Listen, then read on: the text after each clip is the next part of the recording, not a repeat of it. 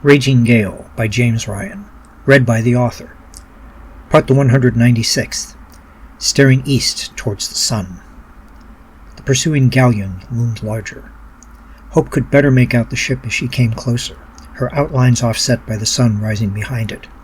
Her foremast was now distinct, and the pennant atop her mainmast could be seen in outline, catching the winds that compelled her after the gale.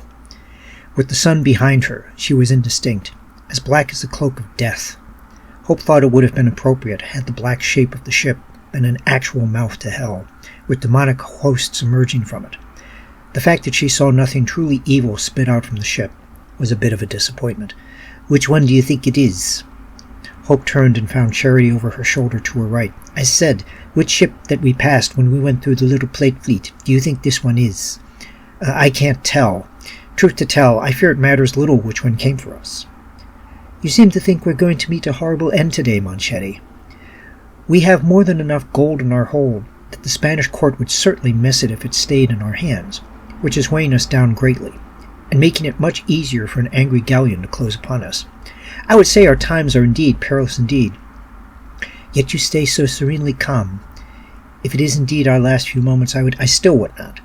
I was going to say, stare at you happily for what little time we have left, petite amie." "Oh," Hope said, blinking twice. "Somehow I just imagined, well, with so little time left to properly do things, you take what you can with you, no?" Hope wasn't sure exactly what expression she cast at Charity, but she watched her reaction to it turn from a tease to a longing. "They may need powder at the ready," Hope said with a nod. Charity closed her mouth, straightened her shoulders, and went to the hatch. Hope turned her attention to the galleon.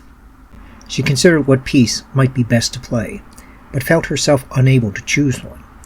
A dirge seemed heavy-handed, and a light trifle rather inappropriate, which left Hope with very few options as to what she should play, if indeed she should. Wanting to buy time before being asked, she mounted the quarterdeck to get Abigail's assessment what would work best. Her foot touching the quarterdeck seemed to hush the crew at the gale, as all eyes turned to the northeast. She noticed eyes widening on faces turned to that direction. Even Abigail seemed shocked.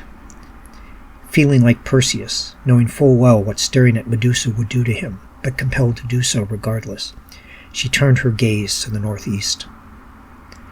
The galleon was much closer now, no longer a black spot on the horizon. She was close enough that the light behind her could be seen through her sails.